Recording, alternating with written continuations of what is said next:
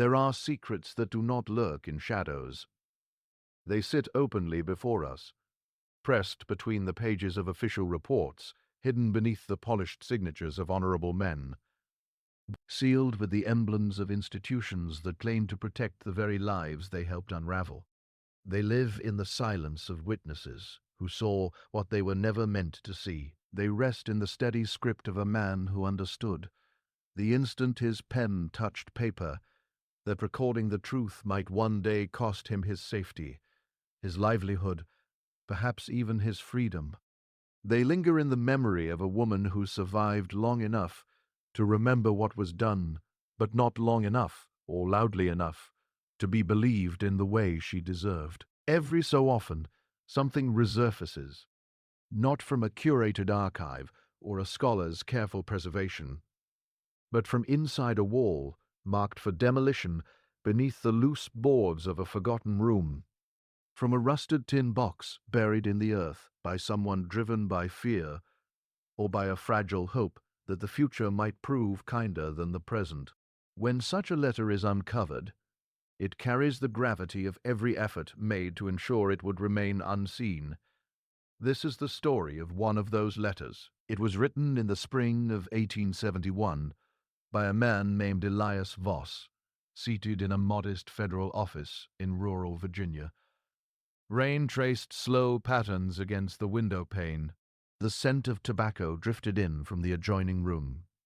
With calm, deliberate precision, he described what he had witnessed, the systematic destruction of a community of freed people. He named those who ordered it, those who executed it, and detailed the chilling certainty shared among them, that they would never, in any lifetime, face consequences. The letter was never mailed for 16 years. It effectively did not exist. Then a young journalist named Thomas Dray discovered it, and the world it described surged back into view like water bursting through a fractured dam. This is not a tale of spirits or hauntings. There are no ghosts here, only living people and the harm they inflict upon one another, and the astonishing lengths powerful men will go when convinced that no one is watching. The most unsettling part of this story is not what occurred. It is how close it came to remaining forever hidden. Thomas Dray had never intended to become a journalist. With the determined clarity of a boy who had spent his youth watching opportunities slip beyond reach, he had set his sights on the law. He possessed the temperament for it, patient, methodical, deliberate. He built arguments the way a mason builds walls, brick by brick, until they could bear the weight of scrutiny without collapsing. He studied in Baltimore, took every job available to a young black man in the uneasy years after the war, and for a time believed that the legal profession would eventually open its doors to him. It did not. The reasons why are not unique to him. That story belongs to countless others who faced the same barriers and the same locked gates. He started writing, not articles at first, letters, long, careful, specific letters addressed to newspapers in cities that sometimes printed them and sometimes didn't, in which he described things he had seen or heard about: the burning of a school in a county south of Richmond, the sudden disappearance of a county commissioner who had been organizing black voters, the quiet routing of federal aid money through channels that seemed designed spiffily to ensure it never reached its intended recipients. He wrote these letters under a series of names that were not his own, because writing them under his own name would have ended both his career and not, implausibly, his life. Eventually, a man named Bernard Keel, who ran a small but tenacious paper called the Richmond Clarion, contacted him. Bernard was 62 years old, white, and possessed of a moral stubbornness that his enemies described as recklessness and his friends described as courage. He had published the paper through 2 fires, 1 lawsuit, and a period of 3 months during which someone had arranged for his print supplier to suddenly, inexplicably stop doing business with him. He was not easily frightened, and he recognized Thomas Dray's writing for what it was: exceptional, You write like a man who is afraid to be wrong. Bernard told Thomas the first time they met in the back office of the Clarion, which smelled of ink and old paper, and the particular mustiness of a room where serious things had been discussed for many years. Thomas had not been sure at the time whether that was a compliment. I take it as one, Bernard said, apparently reading his expression. Being afraid to be wrong means you check everything twice. Most journalists I know are afraid to be right. That's the problem. Thomas began writing for the Clarion under his own name in the autumn of 1883. By 1887, he had published 41 articles, been threatened in writing on 4 occasions, been followed on the street twice that he knew of, and had built a reputation that was in the precise and uncomfortable way that reputations build for black journalists in the post-Reconstruction South, both extremely valuable and extremely dangerous. He was 28 years old that March when a man came to find him. The man's name was Percy Holt, and he worked as a laborer for a company contracted to renovate a series of buildings on the eastern edge of the city that had once served during the brief years of Reconstruction as federal administrative offices. The buildings were being repurposed, stripped of their former fun, the way the era itself had been stripped systematically and deliberately of its ambitions. Percy was not a man who sought attention. He was 34, quiet, with the kind of face that has weathered difficult years without ever becoming hard, a softness around the eyes that suggested he had preserved, with some effort, the capacity to be surprised by kindness. He came to the Clarion office on a Tuesday afternoon, asked for Thomas Dray by name, and waited in the front room for 20 minutes without fidgeting. When Thomas came out, Percy stood and held out a cloth-wrapped package roughly the size of a large book. "I found this in the wall," Percy said. "Third floor of the old Albemarle County Relief Office. We were pulling apart the interior partition, the east wall of what used to be the records room, and it was in there inside a tin box, tucked into the cavity behind the plaster, like somebody put it there on purpose." Thomas took the package carefully. It was heavier than it looked. "Why bring it to me?" he asked. Percy looked at him steadily. "Because I read what's in it," he said, "and because you are the only man I know of in this city who prints things other people would rather not have printed." He paused. "And because whoever put that in that wall," Percy added, "they put it there hoping someone would find it some day. I don't think they meant for it to disappear again." Thomas took the package home that evening. He lived in 3 rooms above a dry goods store on the western edge of the city, in a neighborhood that occupied the precise social latitude of respectability bordering on struggle. The rooms were clean, sparsely furnished, organized with the neat practicality of a man who spends most of his energy on his work and has little left over for decoration. A desk occupied most of the front room. Bookshelves lined 2 walls. A narrow window looked out onto a street that was quiet by 8 o'clock and silent by 9. He set the package on his desk, lit the lamp, and unwrapped it. Inside the tin box, which had rusted along the seam, but held its shape, he found a bundle of papers. Some were brittle and brown at the edges, slightly damp at one corner, where the tin seal had eventually given way to the years. They had been wrapped in oilcloth before being placed in the box, which was the only reason they were legible at all. The writing was small, dense, and precise, the hand of someone accustomed to official correspondence, a bureaucratic formality to the letter formations that nevertheless carried underneath the discipline something unmistakable: urgency, fear, and equality. Thomas had not expected to find in a document hidden inside a wall in a federal building by an unknown man in the spring of 1871. Grief. He read for 4 hours without stopping. When he finally set the papers down, the lamp had burned low, and the street outside was completely silent. He sat for a long time in the dim light, one hand pressed flat against the last page. Then he reached for his notebook. The letter, for that is what it was, a letter addressed to no one specific, or perhaps to everyone specific, depending on how you read the salutation, which simply said, "To whoever finds this, and to the truth that deserves to exist somewhere, even if it cannot exist in the light," had been written by a man named Elias Voss. Elias Voss, Thomas would later piece together, had been a mid-level functionary in the Bureau of Refugees, Freedmen and Abandoned Lands, what most people called simply the Freedmen's Bureau. He was 37 years old.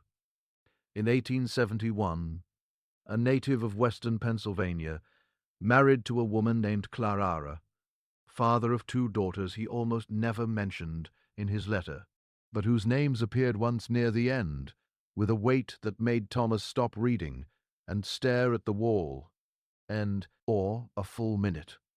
He was not a hero. This is important to understand about Elias Voss, because the temptation when reading what he wrote is to cast him in a role that the story cannot honestly support. He was a man of moderate convictions and considerable professional caution, who had spent the previous 4 years doing work that ranged from genuinely useful to administratively futile in conditions that ranged from merely difficult to occasionally dangerous, for an institution that was by 1871 well into the process of being systematically dismantled by the political forces that had never worn Teddy to exist in the first place. He had, by his own account, looked the other way before, not out of cruelty, not even entirely out of cowardice, but out of that particular moral exhaustion that comes to men who work within systems when the system makes clear that looking straight ahead is the only strategy that allows you to continue existing within it long enough to do any good at all. He had convinced himself the way such men do, that small daily compromises were the price of long-term effectiveness, that staying in his position, keeping his head down, processing the paperwork in front of him, and not the paperwork he was not supposed to see, that this was a form of service, that the alternative, speaking up, making noise, becoming the kind of man who ended up reassigned to a field office in the Tennessee mountains, or quietly removed from the rolls entirely, served no one. He had convinced himself of this for 4 years. And then he went to Hallow Creek. What Hallow Creek was not a town in the formal sense. It had no post office, no official designation on any county map from that period that Thomas could find. And he looked. It was a community, which is a different thing. A collection of approximately 230 people, most of them formerly enslaved, who had come to Jage. There, in the years immediately following the war, on a parcel of land in the southwest corner of Albemarle County. The land had a complicated legal history, as most land in that part of Virginia did during those years.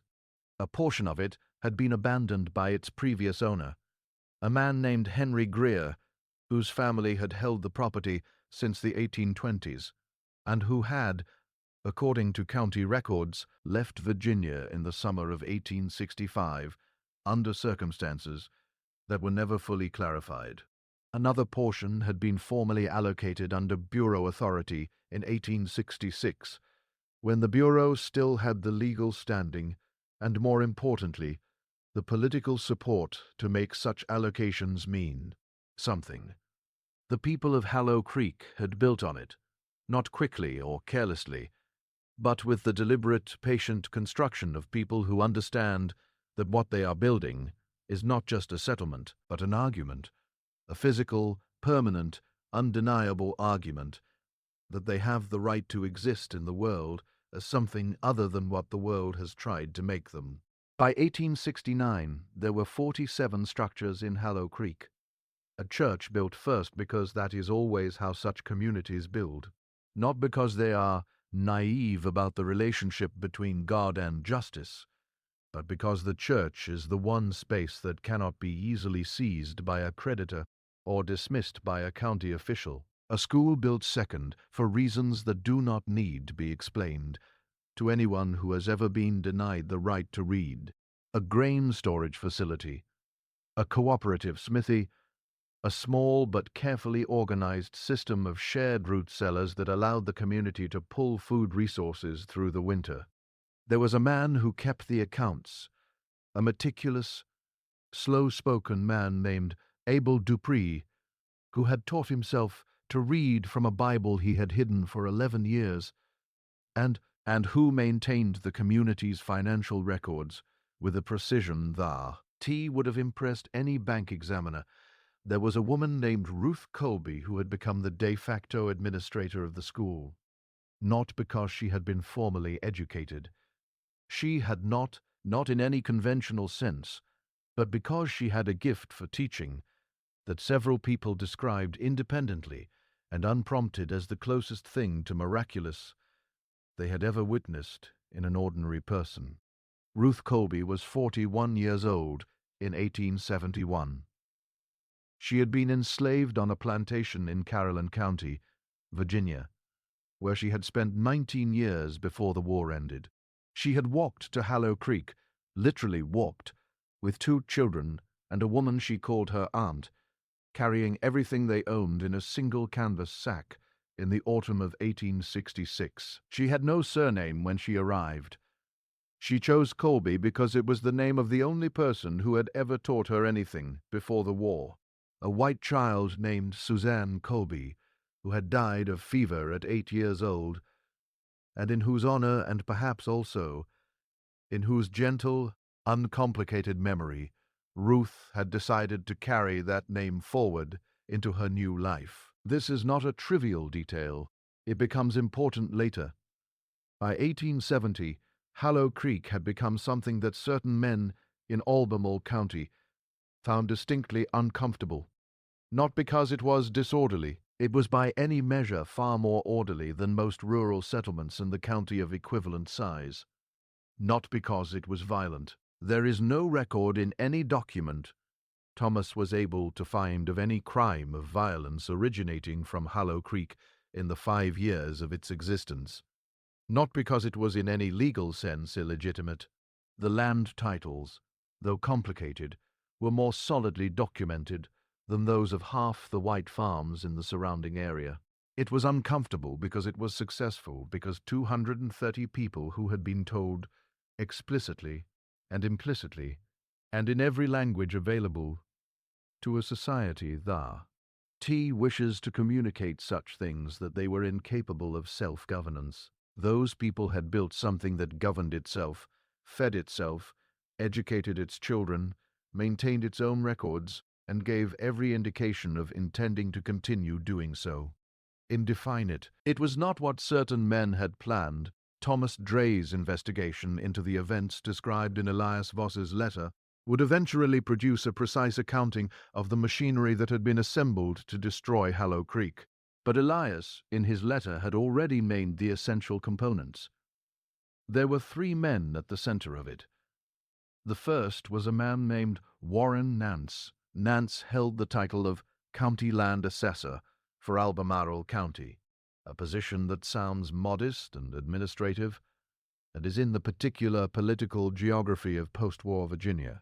Nothing of the sort. The county land assessor determines what land is worth and how that value is calculated, and which prior claims on a given parcel are considered legally valid and which are considered procedurally defective and, therefore, void. In a period when the legal status of land transferred, allocated or abandoned during and after the war was genuinely deeply complicated, and when the people whose claims depended on certain interpretations of that complexity were, by the explicit design of the system they were operating within, the least likely to have access to legal representation. The county land assessor was, in practical terms, a man who could make property appear and disappear.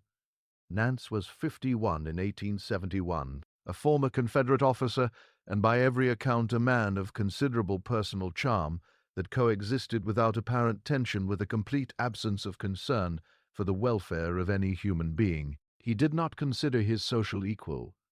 He had, beginning in 1869, initiated a systematic review of land titles in the southwest corner of Albemarle. The review was legal. The methodology was not. The second man was a federal agent named Court Harwell. Harwell worked nominally for the Bureau, the same bureau as Elias Voss. But Harwell occupied a different kind of position, a supervisory role that was partly administrative and partly something else, something that did not have a formal job title, but that Elias described in his letter with a clarity that suggested he had spent considerable time thinking about how to name it. "He is the kind of man," Elias wrote, "who has identified the precise location of every seam in every system he has ever worked within, and who uses those seams not to improve the system, but to pass through it, undetected, carrying things that the system was not designed to carry." Harwell had been at the Bureau since 1866. He knew better than almost anyone which records could be altered, and which could not, by Kate. The day, which processes could be circumvented, and which required a different approach, and most importantly, which of his colleagues could be trusted to look the other way, and which needed to be managed more carefully. He had a talent for managing people, not through threats primarily. That was too crude, too easy to document. He managed them through the slow, deliberate cultivation of obligation. A favorable assignment, a delayed audit, a procedural question answered in a way that protected someone who had made a small but technically actionable error. He collected these small acts of assistance the way other men collected debts, and he called them in over time with the patience of a man who understood that leverage is most useful when the person being leveraged does not fully understand how it was built. He had known Warren Nance since before the war. The third man was a Virginia state legislator named Douglas Ver. Fair was in the ordinary documents of his era, an unremarkable figure, a moderato, upostherous landowner from the eastern part of the county, a member of the State House of Delegates since 1869, a man whose public statements were carefully positioned to express support for lawful order, without ever quite committing to the specific interpretation of lawful order that would have been most descriptively accurate. He was the money and the political protection. Nance provided the mechanism, Harwell provided the institutional cover.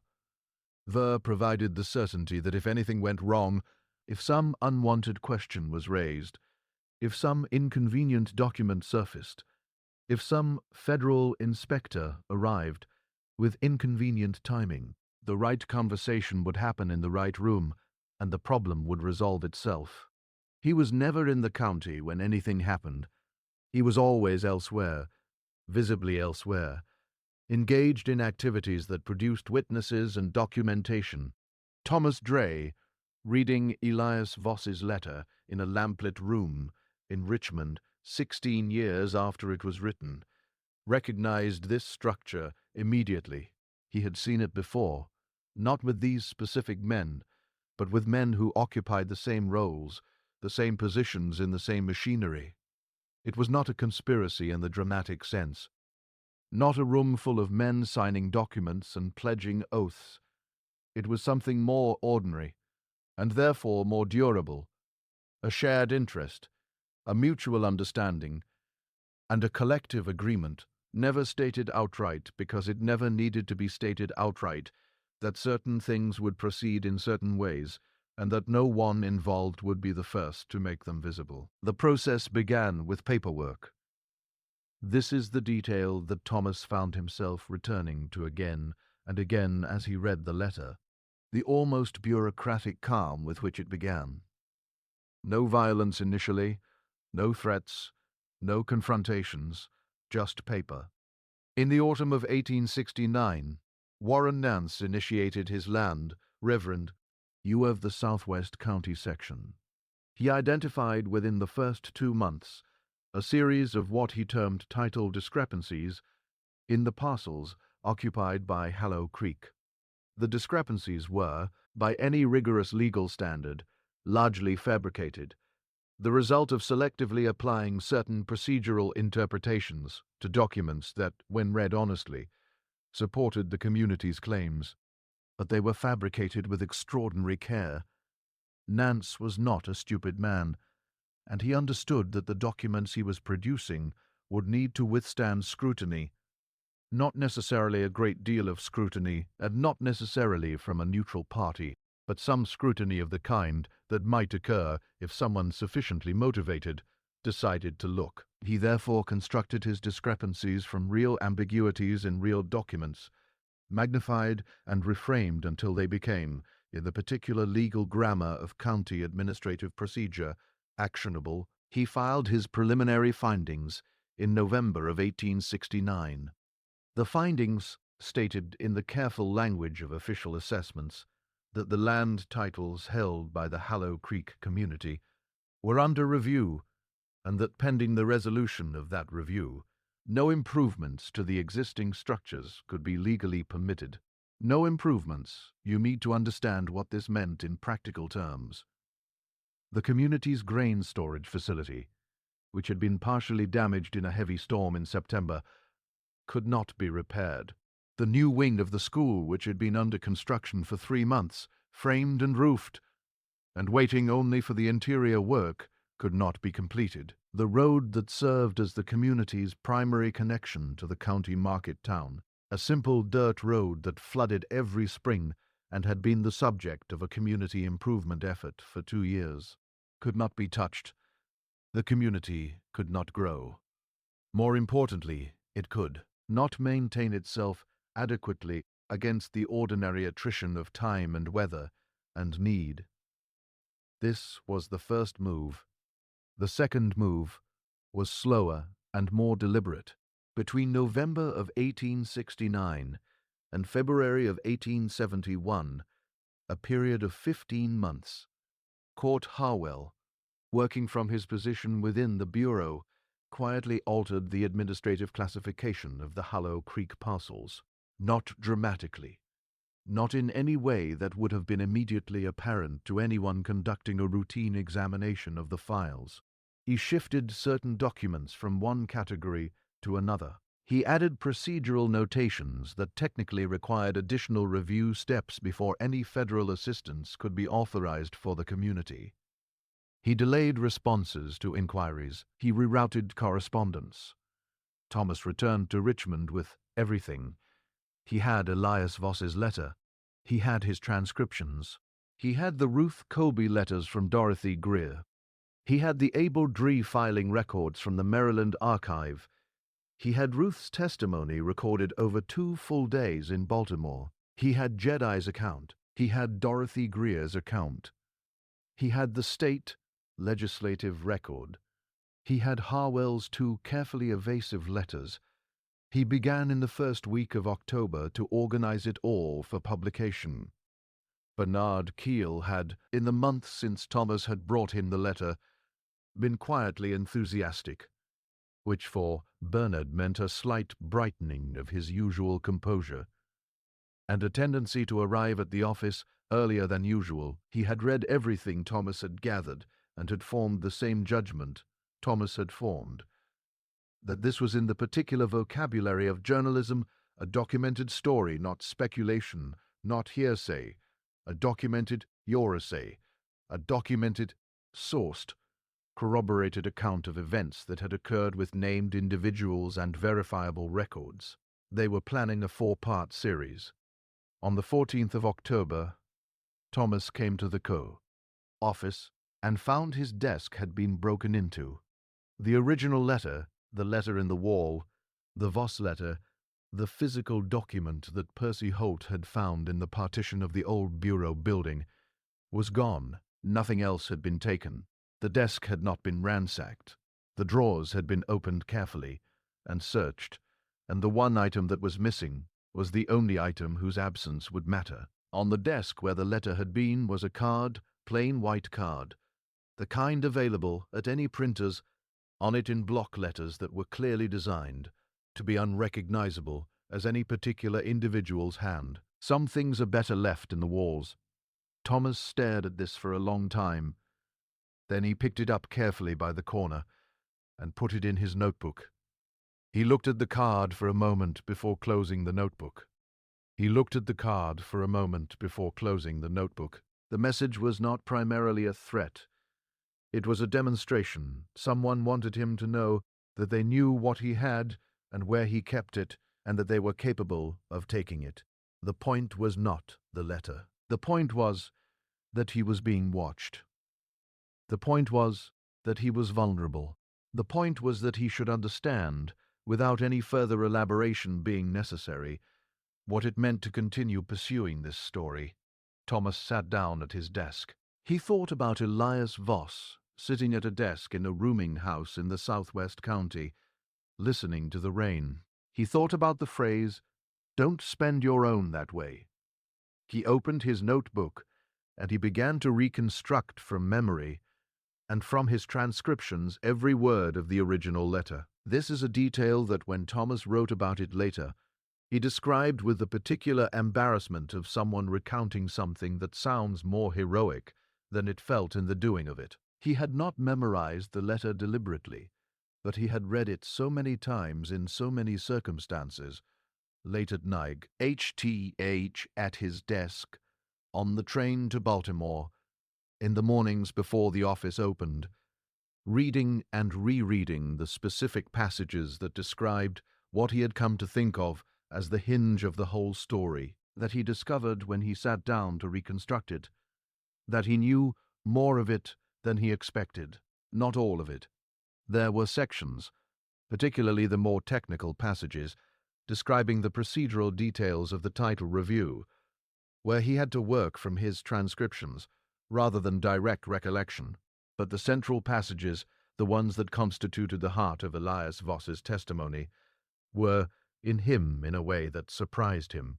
The passage about Ruth Colby, the passage about the Harwell Nance letter, the final section, "I'm not a brave man." He wrote from memory without consulting anything.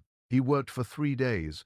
When he finished, he had 11 pages. Not every word of the original, but the substance of every section verified against his transcriptions where they existed and supplemented where they did not by his recollection. He took the 11 pages to Bernard Keel.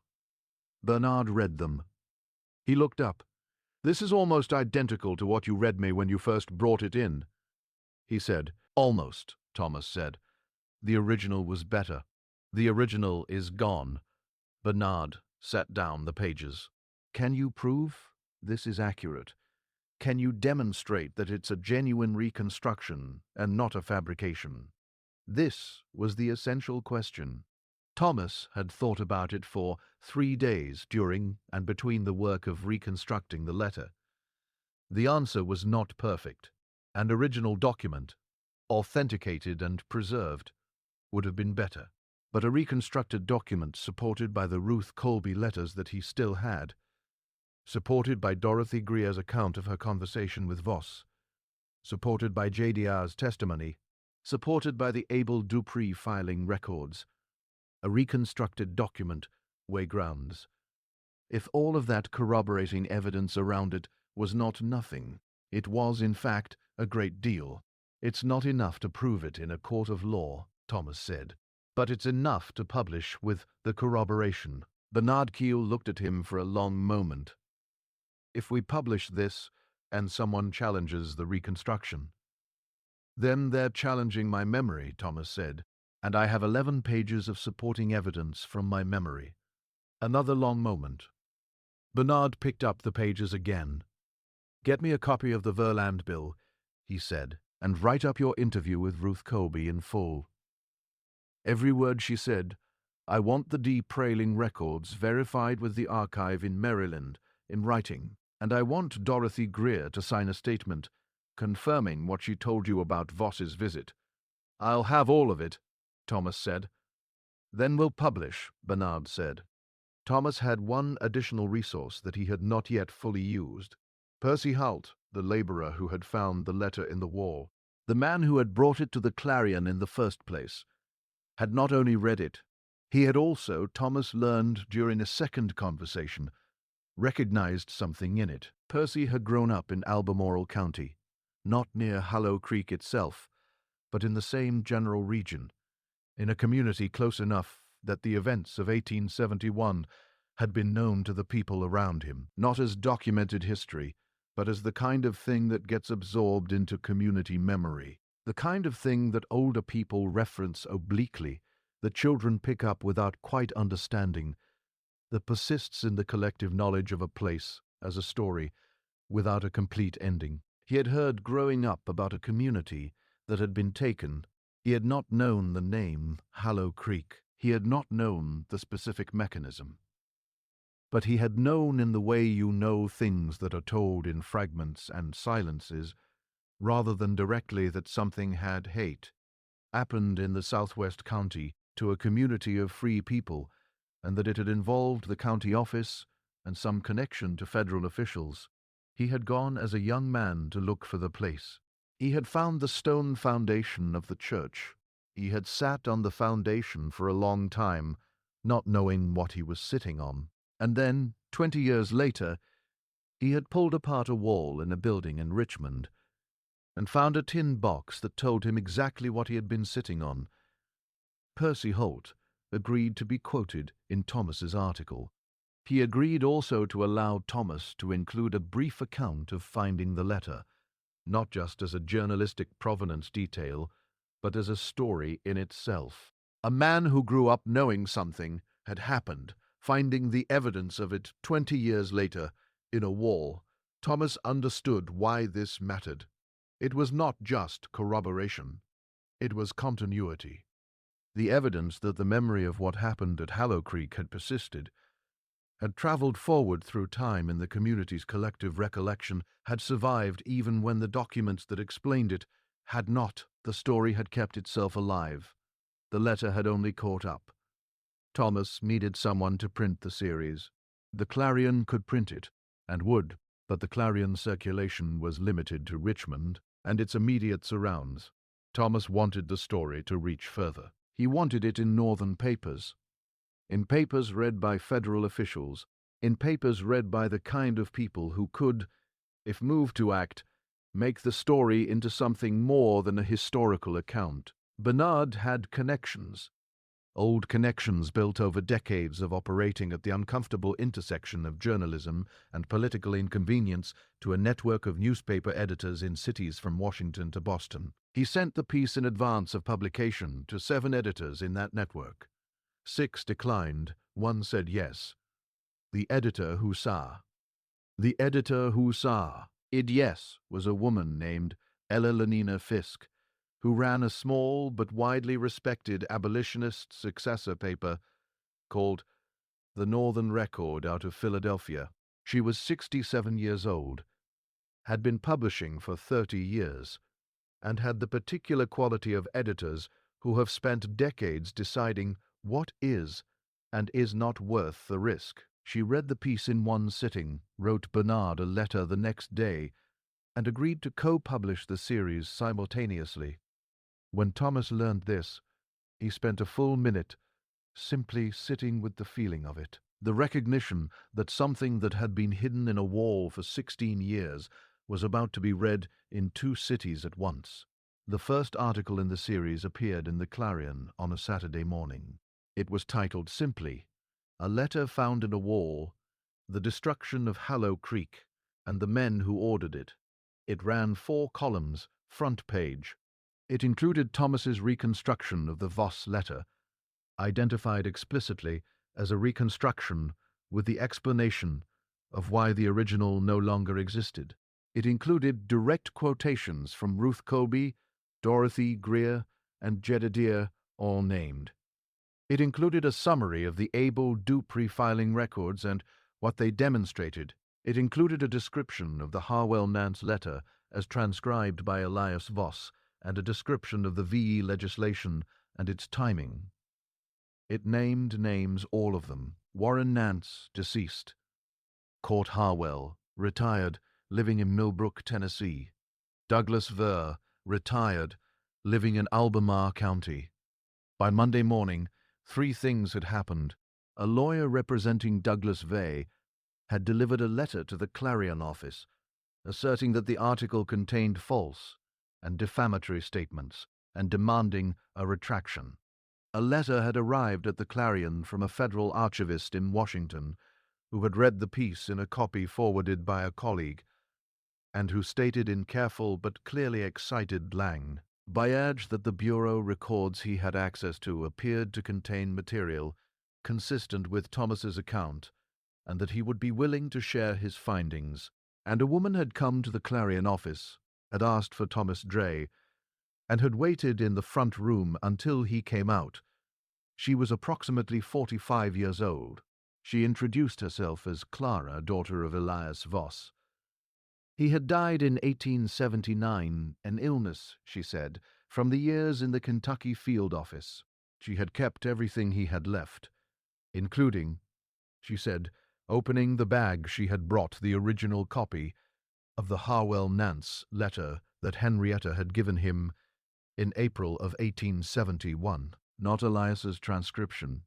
The original copy, the one made by the janitor in the county administrative offices in 1869, the one that had changed Elias Voss's life. She placed it on Thomas's desk. Thomas looked at it for a long moment. It was exactly what Elias had described. The date, November 14th, 1869. The handwriting, the specific phrasing, acquisition cost, will remain favorable, that Elias had quoted verbatim. My father told us, Clararara said quietly before he died. He told us he had put a letter in the wall. He said he didn't know if anyone would ever find it. He said if they did, and if someone came asking. She paused. She looked at Thomas. He said, if that happened to give them everything we had. Thomas looked at the document in front of him. He looked at Clara Voss. Thank you. He said it was not enough.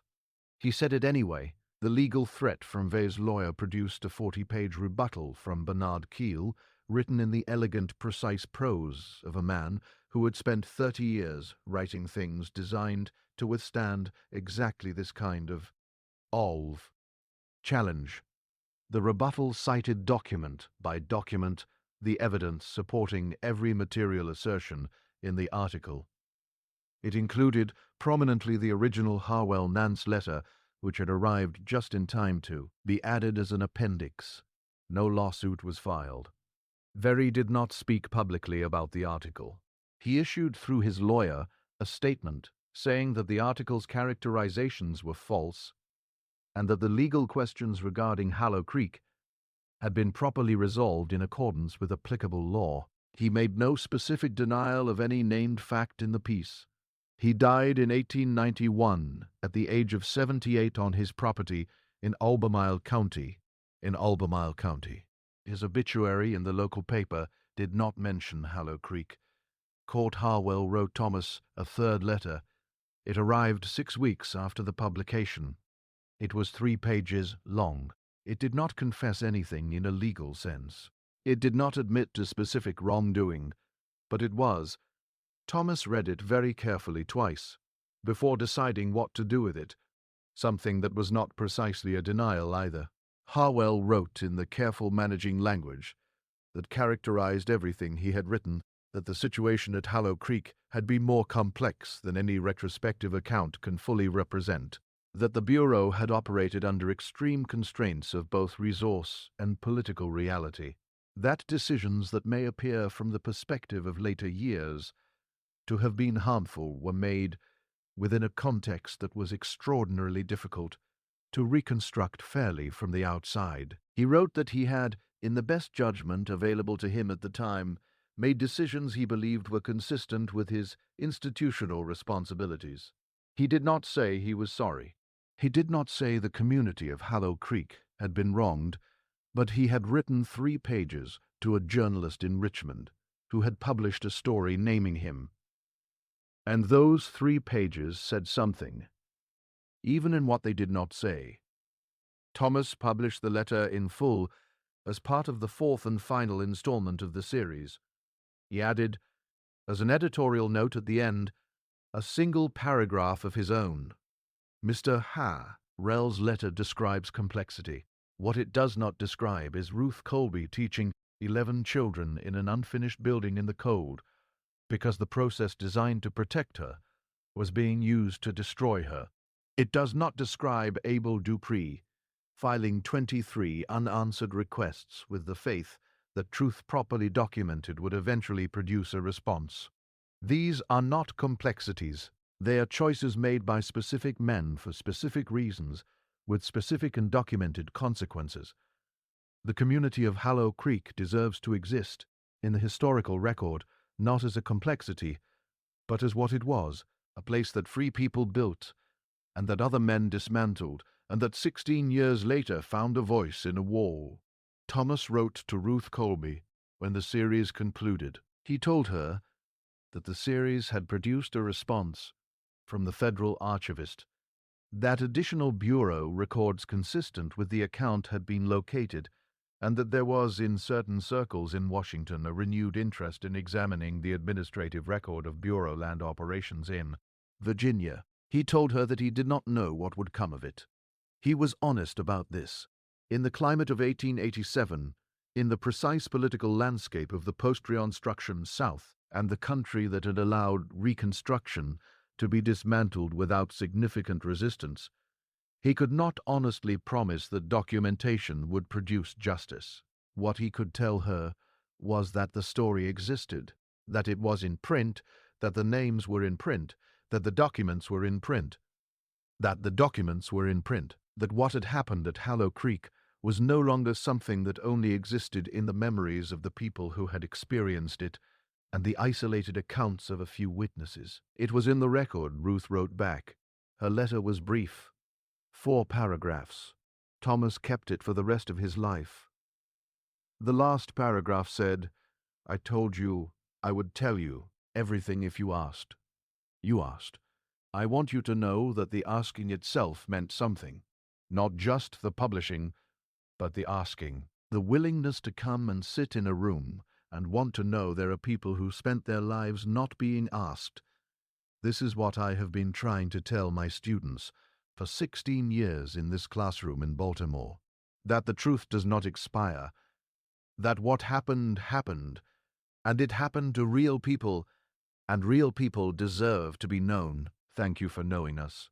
Thomas received 6 months after the publication of the series a small wooden box in the mail. There was no note. Inside the box was a key, plain iron, old, the kind used for a simple lock. Not particularly remarkable in any material sense, but it had been polished recently carefully with the kind of attention that suggests something deliberately preserved, rather than accidentally maintained. He recognized it immediately. He had described it in his article. The key to the church at Hallow Creek, which Ruth Kai had locked on the 27th day, which she had carried to Baltimore. She had sent it to him. Thomas did not know for a long time what to do with it. He kept it on his desk where it sat among his papers and notebooks, visible every day. He did not write about it. He did not publish a follow-up. He simply kept it. There is a record in the papers Thomas Dre eventually donated to an archive. At the end of his career of this key, it is catalogued among his personal effects in a small wooden box with a note in Thomas's handwriting attached. Church Key, Hallow Creek, Virginia. Saint, 1866. Community of free people dismantled 1871 by administrative process. Given to me by Ruth Colby, Baltimore, Maryland, 1888. Kept here so that Hallow Creek continues to exist somewhere. There is a particular kind of violence that does not leave marks on bodies, that does not announce itself with noise, that arrives in the Morning Post, official and stamped, and destroys in the language of procedure. What more dramatic methods would have destroyed in the language of force and is preferred by the people who employ it, precisely because it produces no blood to be accounted for, no marks to be photographed, no evidence of the kind that witnesses can point to and name. Warren Nance and Court Howell and Douglas Vey did not, to the best of the evidence available, personally harm any of the 230 people of Hollow Creek. They did not need to. They had access to something more efficient, a system that could be aimed, calibrated, and fired by the turning of bureaucratic wheels, the filing of procedural notations, the insertion of a carefully worded phrase into a land assessment document. They used the system as a weapon, and the system was an excellent weapon because it looked like process, because it spoke in the language of law, because anyone fighting it appeared, to anyone not paying close attention, to be fighting law itself. It is why he wrote what he wrote. Ruth Colby understood it. It is why she kept copies of everything. It is why she documented, why she filed, why she wrote 6 letters to a superintendent she never heard back from. Not out of naivety eventually, but out of the understanding that the documentation itself was a form of witness, that the record of having tried, having done everything correctly, having played by the rules of a game rigged against her, was itself a kind of testimony. It was Thomas Dre understood it. It was Thomas Dre understood it. It is why, when the letter was stolen, he sat down and rebuilt it from memory. Not because he was certain it would work, not because he was confident the story would produce justice, but because the alternative, the thing Elias Voss had described 4 years of living with, and had described with the clarity of a man who had innerly stopped living with it. The alternative was looking the other way. Thomas Dre published 4 more investigative series for the Clarion between 1887 and 1898. He left Richmond in 1900 and relocated to Philadelphia, where he spent the next 14 years working for a black-owned newspaper. In 1917, at the age of 58, he died from a respiratory illness. After his death, his personal papers were donated to an archive. Among them were the key tied to Ruth Colby Harwell's 3 letters, the original Harwell-Nance letter obtained through Clarivaux, and a small notebook.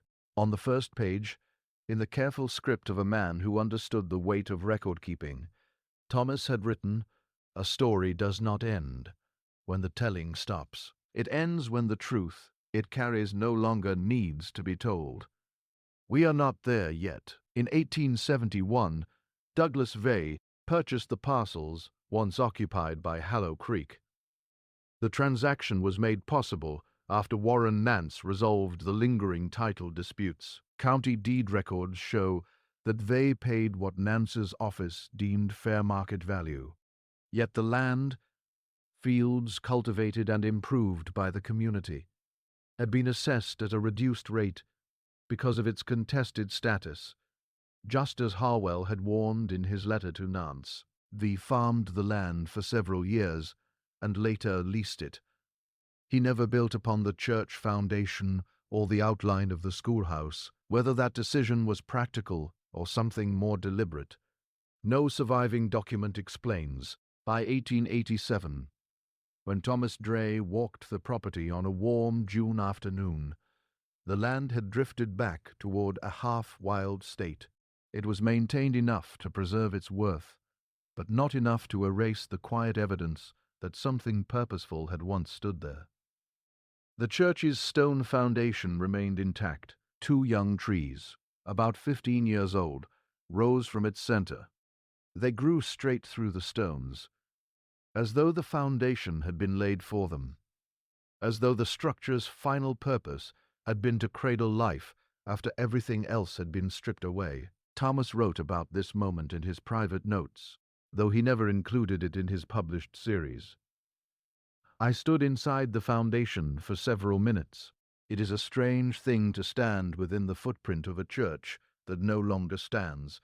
The walls are gone, yet the space they shaped remains. You can feel where they were.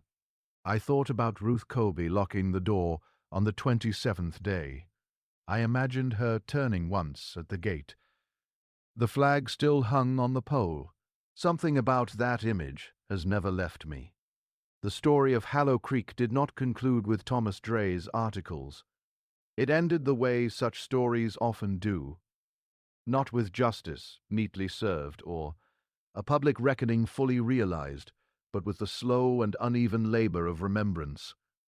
Records were uncovered, accounts were preserved, names were restored to places where they had once been erased. A federal archivist wrote to Thomas after the series appeared, confirming the existence of corroborating bureau records. A report was compiled and filed. Thomas never learned what became of it. Douglas Vere lived for more years after the articles were published. He welcomed visitors and spoke openly about his legislative career, about Reconstruction, about the supposed effort to restore order after war. He did not speak of Hallow Creek. Court Harwell remained in Millbrook, Tennessee, until his death in 1893, outliving Vere by 2 years. After his final letter to Thomas, he published nothing more. Ruth Colby continued teaching in Baltimore until retiring in 1896 at 66. She lived 9 additional years, passing away in 1905. Her obituary in a Baltimore community newspaper described her as a devoted educator, a founding member of her church's Women's Education Committee, and a woman who endured extraordinary hardship to ensure that children had access to learning. It did not name Hallow Creek. It simply noted that she had come from Virginia during difficult years and that she carried with her everything that truly mattered. Those who knew her understood. Those who did not, those reading her obituary years later, might have paused, might have wondered, might have begun searching for answers. This is how truth resurfaces. Not in a single dramatic revelation, but gradually, document by document, memory by memory, generation by generation. The truth working its way out of walls, where frightened yet determined hands once hid it, into the light where it always belonged.